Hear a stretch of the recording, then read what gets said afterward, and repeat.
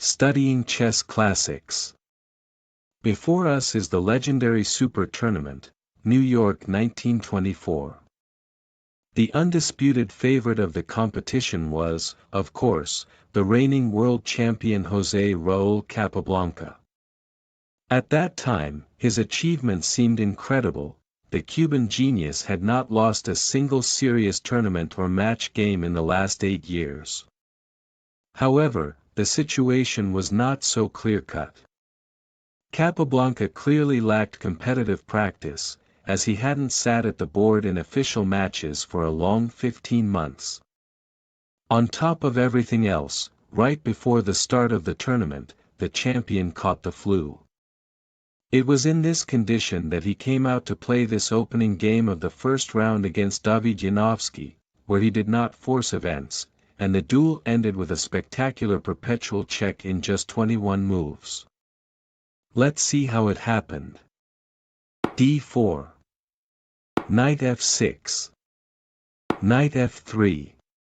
d5. c4. e6. Knight c3. Bishop e7. Both players fight for the center, however the move bishop e7 leads to a somewhat cramped position for black, as it blocks the light-squared bishop. As Alexander Kotov noted, a more promising development system here is c6. c6 planning to meet the standard reply. e3 with knight bd7. Bishop d3. d takes c4. Bishop takes c4. b5. Bishop d3. a6 followed by c6, c5.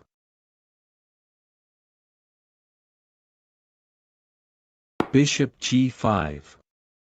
Castles kingside. e3. Knight bd7. Rook c1. c6. Bishop d3. d takes c4. Bishop takes c4. Knight d5. White planned to open the c file, but Capablanca acts proactively. He gains a tempo by forcing white's light-squared bishop to move twice, and centralizes his knight, uncovering an attack on the g5 bishop from his own bishop on e7. h4. A sharp continuation that weakens the kingside pawn structure.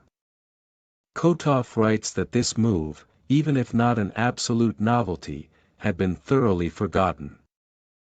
Without a doubt, it holds more chances for the initiative than the standard bishop takes e7. Bishop takes e7. Queen takes e7. Castles kingside. Knight takes c3. Rook takes c3. e5.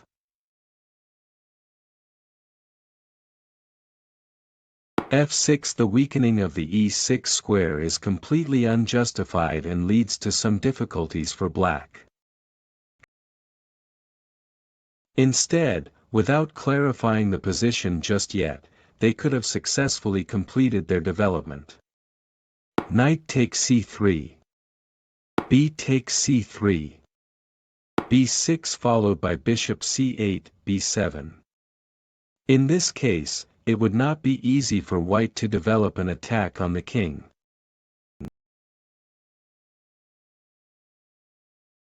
Bishop f4. Knight takes f4. Seeking to free his position, the world champion gives up a knight for a bishop in order to double white's pawns and gain the bishop pair in case the game opens up. However, computer analysis shows that this is not the most accurate decision. Capturing on f4 hands the initiative over to white. Knight 7 b6 significantly stronger, maintaining a slight edge for black.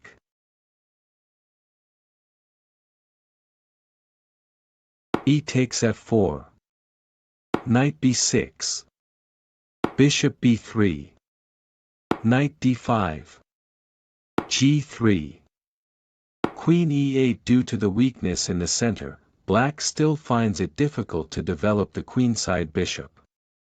Capablanca finds an elegant multi-purpose maneuver.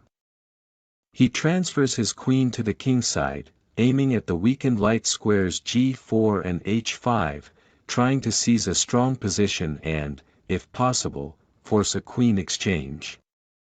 Queen d3. h5. An aggressive push would have been a powerful response to black's plan. Queen h5. Bishop d1. Bishop b4.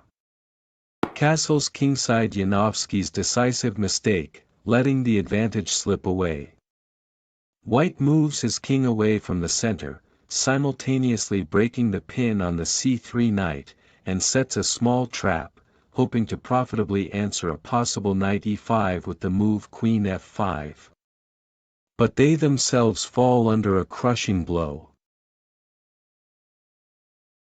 King f1. Both Kotov and the engine agree that this was the simplest and only correct decision, which would have maintained a tangible advantage for white.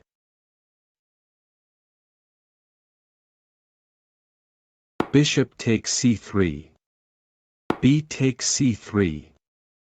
Knight takes f4. With this brilliant strike, Capablanca extricates himself from a highly dubious enterprise. He sacrifices a knight, tearing open the holes in the white king's position. The computer immediately evaluates the position as absolutely equal. White has no other choice but to accept the sacrifice, otherwise they will simply remain a piece down. G takes f4. Queen g4 check. King h1. Retreating with the king is a forced measure. As Alexander Alekhine pointed out in his analyses, an attempt to defend with the move king h2 would lead to the loss of a rook. King h2. Queen takes f4 check. King h1. Queen takes c1. Bishop c2. Queen h6. Black grabs the rook, prevents the mating threat on h7, and the position remains safe for black. Queen h3 check. King g1. Queen g4 check. The white king cannot escape from the checks. The game logically ends in a perpetual check, confirming the highest accuracy of both players in the final stage.